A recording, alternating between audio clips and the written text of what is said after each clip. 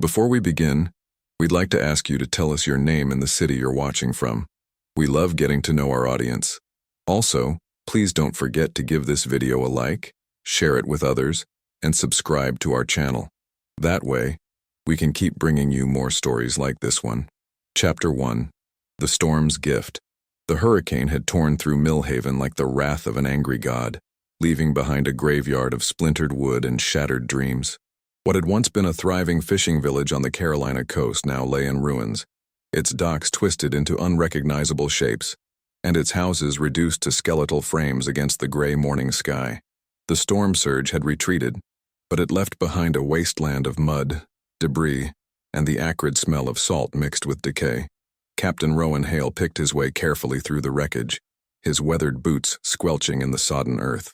At 35, he carried himself with the measured gait of a man who had learned to read danger in every shadow. His dark hair, streaked with premature silver, hung damp against his collar, and his green eyes held the weight of too many storms, both at sea and in his soul. The leather coat that hung from his broad shoulders bore the stains of countless voyages, and the cutlass at his side spoke of a life lived outside the law. He wasn't supposed to be here.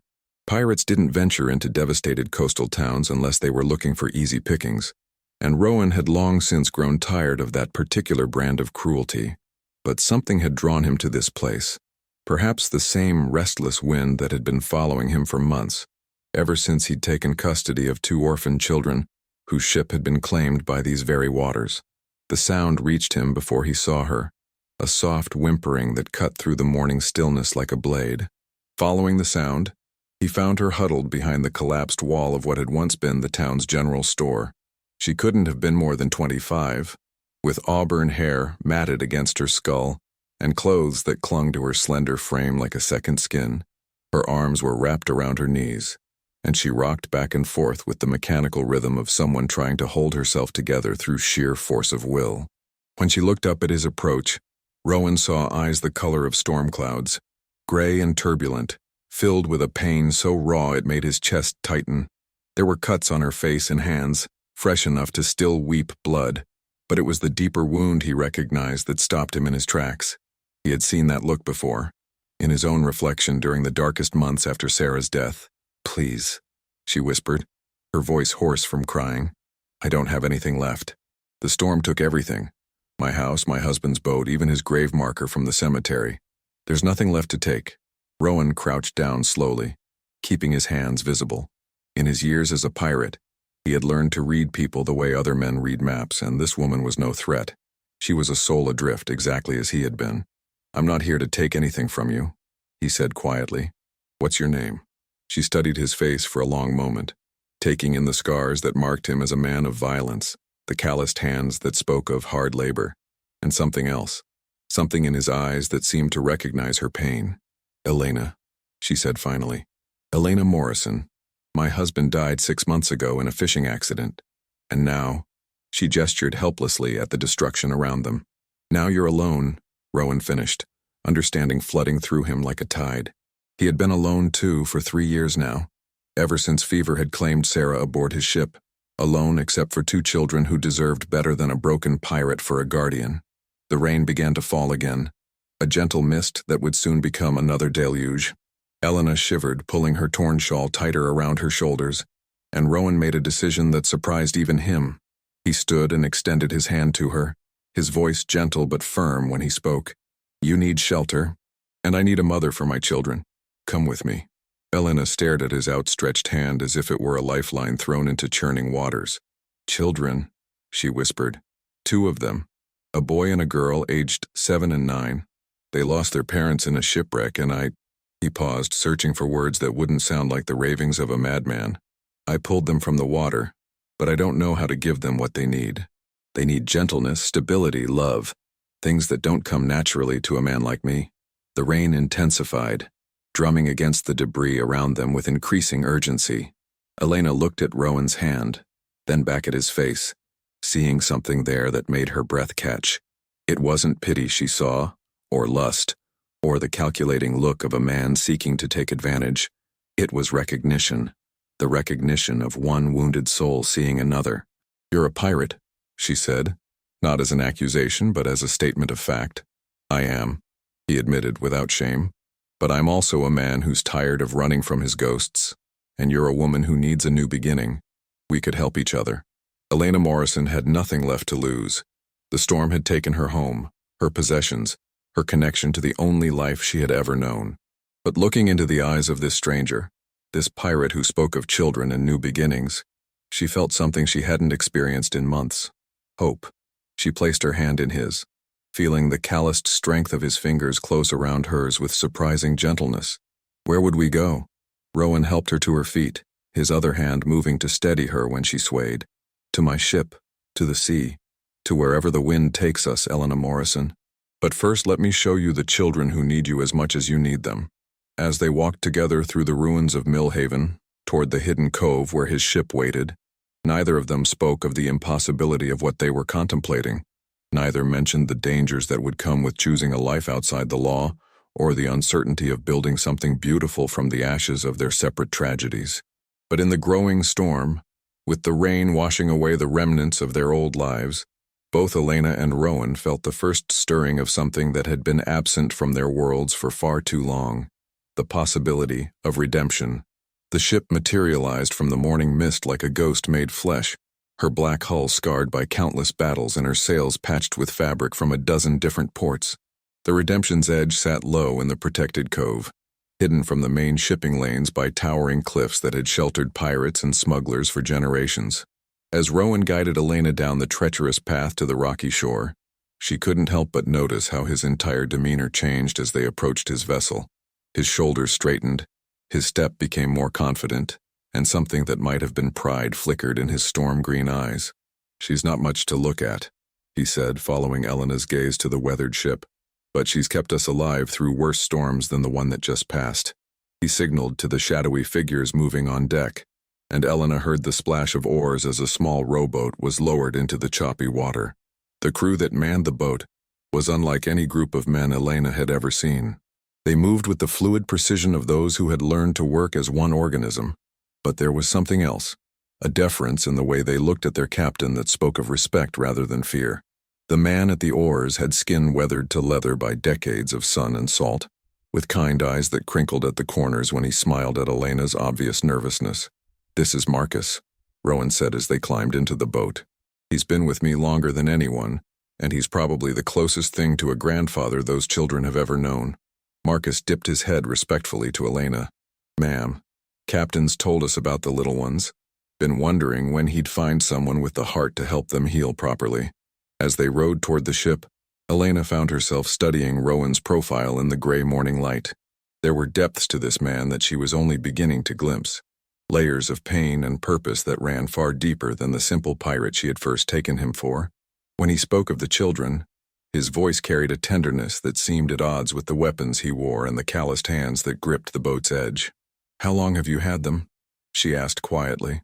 8 months, he replied, his gaze fixed on the approaching ship. "Their names are Tommy and Rose. Their parents were merchants traveling from Charleston to Savannah when their ship was caught in a sudden squall. By the time we reached the wreckage, they were the only survivors, clinging to a piece of debris and water so cold it should have killed them." Elena felt her heart constrict at the image. "And you rescued them?" "We pulled them from the water," Rowan corrected, something dark flickering across his features. "But rescue implies safety, and I'm not sure a pirate ship is the safest place for children to grow up." They reached the ship's side where rope ladders had been lowered to help them climb aboard. Elena's hand shook as she grasped the rough hemp, but Rowan's steady presence behind her gave her the courage to climb.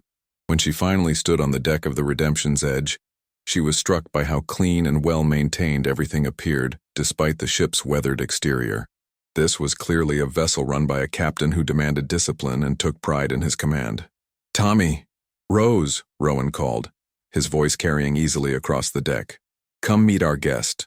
They emerged from the shadows near the mainmast like cautious deer, and Elena's breath caught in her throat. The boy, Tommy, couldn't have been more than 7, with sandy hair that fell into serious brown eyes and clothes that had been carefully mended but were still too large for his small frame. The girl, Rose, was perhaps 9, with dark curls that had been braided with obvious care and a dress that had once been fine, but now bore the patina of a life lived at sea. but it was the way they moved that broke Elena's heart, staying close together, watching the adults with the wary alertness of children who had learned not to trust too quickly. They approached Rowan with obvious affection, but there was something missing in their young faces, a light that should have been there but had been dimmed by loss and uncertainty. "Children," Rowan said gently, crouching down to their level. "This is Elena. She's going to be staying with us for a while." Rose stepped slightly in front of her younger brother, a protective gesture that reminded Elena painfully of herself at that age. "Are you going to leave like the others?" the girl asked with the blunt honesty of childhood. Elena felt Rowan tense beside her, and she understood that there had been others, women who had come and gone, unable to commit to the strange life this unconventional family offered. She knelt down as well, bringing herself to the children's eye level, and spoke with a sincerity that surprised even her. "I don't have anywhere else to go," she said simply. "My home was destroyed in the storm and I have no family left. If Captain Rowan will have me, I'd like very much to stay and get to know you both." Tommy spoke for the first time, his voice barely above a whisper. "Do you know any stories?" The question was so innocent, so utterly childlike that Elena felt tears prick at her eyes. "I know many stories," she said softly. "Would you like to hear one?" For the first time since she had met them, both children smiled, small, tentative expressions that transformed their solemn faces into something beautiful. Rose reached out and took Elena's hand with the unconscious trust that only children possess. And in that moment, Elena felt something shift inside her chest. The emptiness that had lived there since her husband's death didn't disappear, but it changed shape, making room for something new. "The lady can sleep in my cabin," Rose announced with the authority of someone making an important decision. "I'll share with Tommy." "That's very generous," Elena said seriously, recognizing the magnitude of the offer. "But I wouldn't want to put you out of your own space." "It's not really mine anyway," Rose replied with a shrug that tried to be casual, but carried too much weight for such young shoulders. "Nothing really belongs to anyone here except Captain Rowan. We're all just visiting." The words hung in the salt air like a challenge, and Elena looked up to meet Rowan's eyes. She saw pain there, and frustration, and something that might have been hope struggling to surface. These children had been cared for, fed, clothed, and protected, but they had never been claimed, never been told that they belonged somewhere permanently. "Well," Elena said, standing and brushing off her damp skirts, "if I'm going to be visiting too, then perhaps we can figure out how to make this feel more like home for all of us." As the morning sun finally broke through the clouds, casting golden light across the deck of the Redemption's Edge, Elena found herself surrounded by the strangest family she could have imagined. A pirate captain carrying the weight of too many regrets, two orphaned children who had learned to love carefully, and herself, a widow with nothing left to lose and everything to gain. The wind picked up, filling the ship's sails with the promise of movement, of change, of new horizons, and for the first time in months, Elena Morrison felt ready to embrace whatever lay ahead. 3 weeks at sea had transformed Elena Morrison in ways she never could have imagined. The pale, frightened woman who had been pulled from the wreckage of Millhaven was gone, replaced by someone stronger, more vital. The salt air had brought color to her cheeks, and the daily rhythm of ship life had given her a purpose she hadn't felt since her husband's death. Most importantly, she had begun to understand the complex dynamics of the unusual family she had joined. Tommy had taken to following her around the ship like a devoted shadow, his serious brown eyes lighting up whenever she told him stories or helped him with the letters Rowan had been teaching him. Rose, more guarded but equally starved for maternal attention, had begun braiding Elena's hair in the mornings, her small fingers working with the concentration of someone performing a sacred ritual. And Rowan watched them all with an expression that shifted between wonder and fear, as if he couldn't quite believe that something good might actually last. The Redemption's Edge had been sailing north along the American coast, avoiding the major shipping lanes but staying close enough to land that they could put into port if needed. Rowan had explained that they were heading toward a hidden harbor in Maine, where they could resupply and make some necessary repairs to the ship. What he hadn't told Elena was that this particular harbor was also where many of his former associates gathered, pirates and smugglers who might not understand his transformation from ruthless captain to reluctant guardian. Elena stood at the ship's rail, watching the sunrise paint the Atlantic in shades of gold and crimson, when she felt Rowan's presence beside her. Over the past weeks, she had learned to recognize his approach, the measured footsteps, the subtle shift in the air that seemed to happen whenever he was near. What surprised her was how much comfort she drew from his proximity, how safe she felt in the presence of a man who was, by all accounts, dangerous. "You're up early," he said, his voice carrying the roughness of someone who had been awake most of the night. "The children will be stirring soon," Elena replied, not taking her eyes from the horizon. "Rose has been having nightmares again, and Tommy won't eat unless someone sits with him. They need routine, stability." Rowan was quiet for a long moment, and when Elena finally turned to look at him, she saw something troubling in his expression. There were lines of tension around his eyes that hadn't been there the day before, and his hand rested unconsciously on the hilt of his cutlass. "There's something I need to tell you," he said finally. "We're not alone out here." Elena felt her stomach drop. "What do you mean?" "Marcus spotted sails yesterday evening, staying just beyond the horizon but matching our course. It could be coincidence, but—" He shook his head grimly. "I don't believe in coincidence. Someone's following us." The implications hit Elena like a physical blow. She had begun to think of the ship as a sanctuary, a place where she and the children could heal and build something new. The idea that danger might be pursuing them shattered that illusion with brutal efficiency. "Who would be following us?" she asked, though part of her already knew the answer. "Could be bounty hunters," Rowan said, his voice carefully controlled. "Could be naval patrol. Or it could be someone from my past who's decided that 3 years of trying to live quietly is long enough." Elena turned to face him fully, studying the man who had become so important to her and the children in such a short time. "Tell me about your past, Rowan. Really tell me. Not the sanitized version you've been giving me, but the truth." For a moment, she thought he might refuse. She could see him weighing the risks, calculating whether honesty might drive her away. But finally he spoke, and his words carried the weight of old sins and fresh regret. "I wasn't always a gentleman pirate," he said quietly. "For years after Sarah died, I was angry. At the world, at fate, at God himself.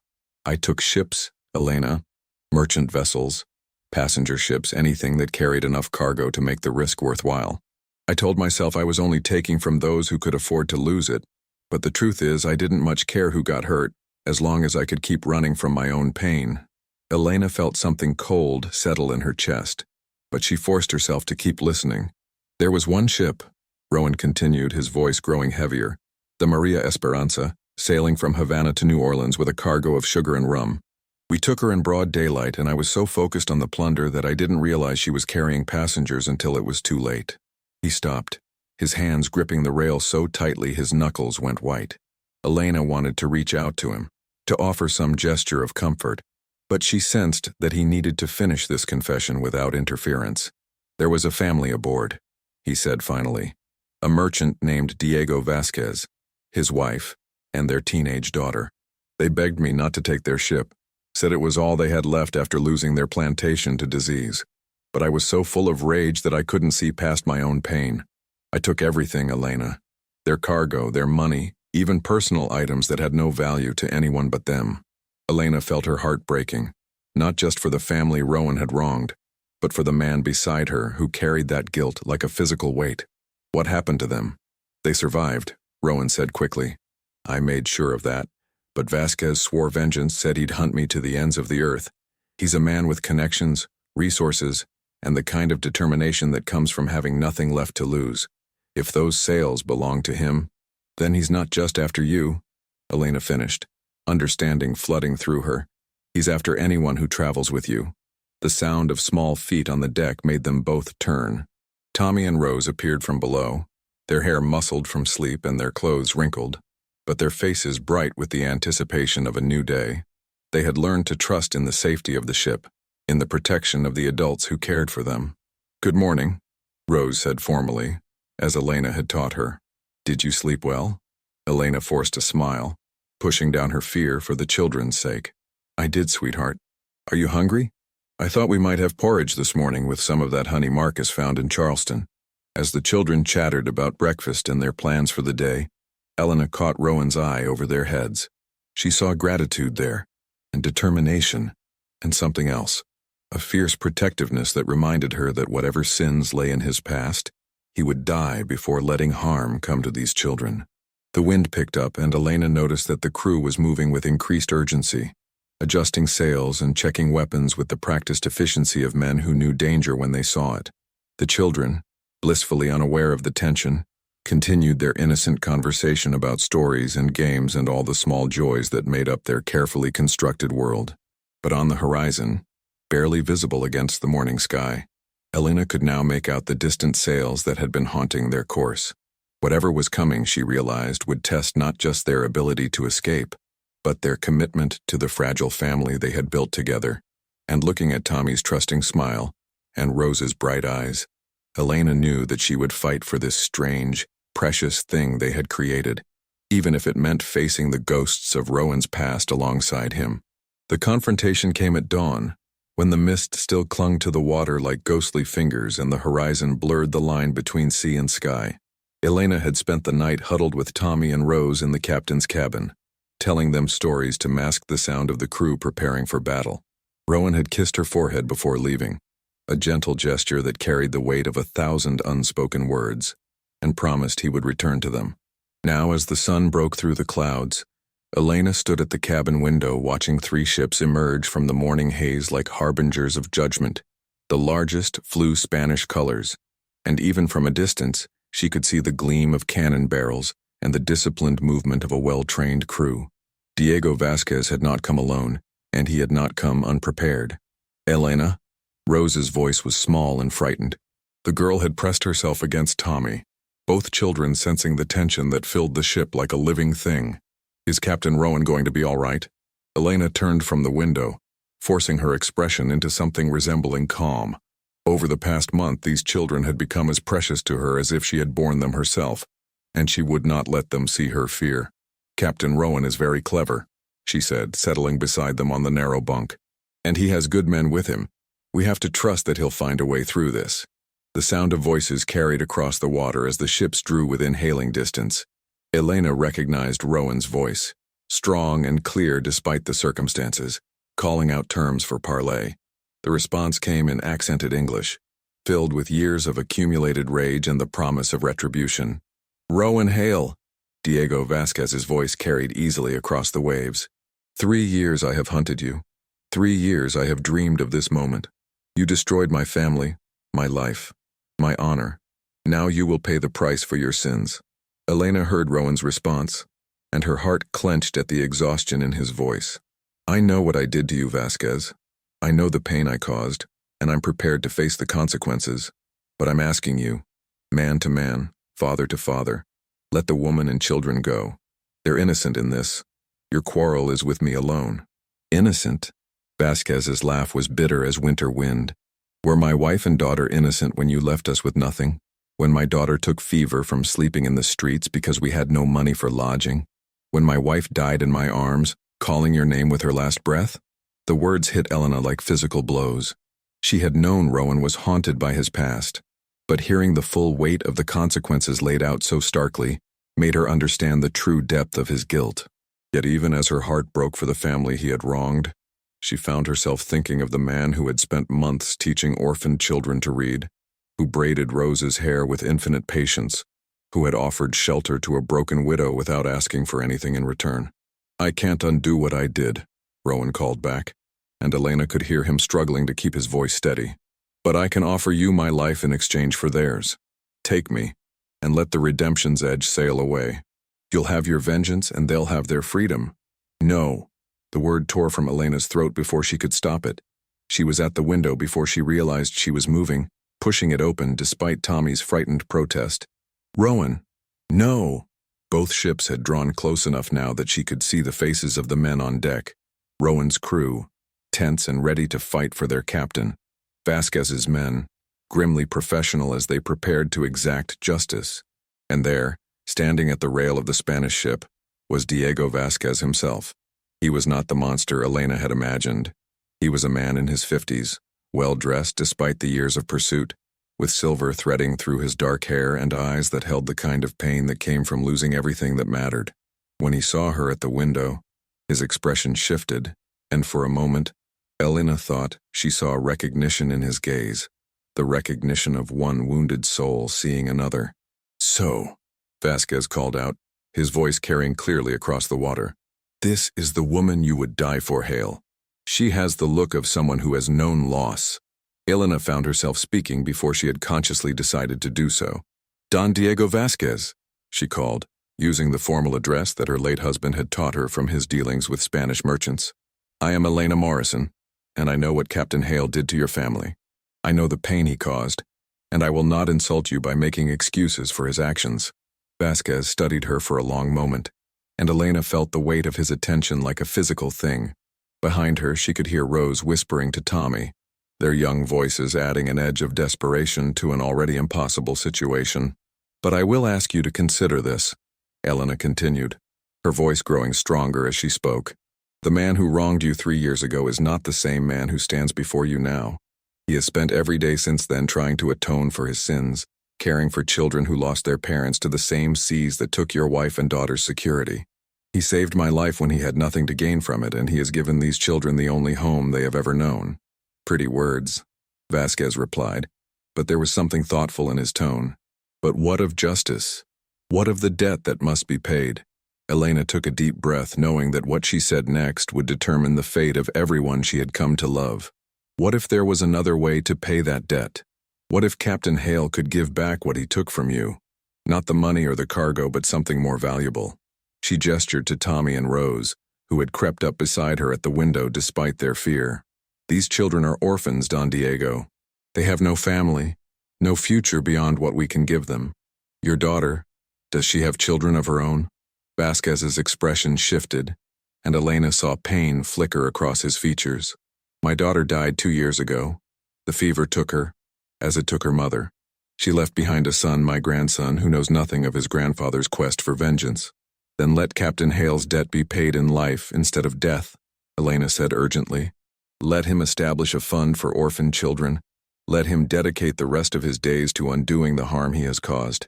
Let your grandson grow up knowing that his family's tragedy led to something good in this world, rather than just more death and pain. The silence that followed seemed to stretch for an eternity. Elena could feel Rowan's eyes on her, could sense the tension radiating from every man on both ships as they waited for Vasquez's response. Finally, the Spanish merchant spoke, his voice heavy with years of grief and the weight of an impossible decision. You ask me to forgive the unforgivable, he said quietly, to let mercy triumph over justice. I ask you to choose the future over the past, Elena replied, to let love be stronger than hate. Vasquez looked at her for a long moment, then at the children beside her, then finally at Rowan. When he spoke again, his voice carried the exhaustion of a man who had carried his burden too long. Captain Hale, he called, you will surrender yourself to my custody. You will return with me to Havana, where you will face trial for your crimes.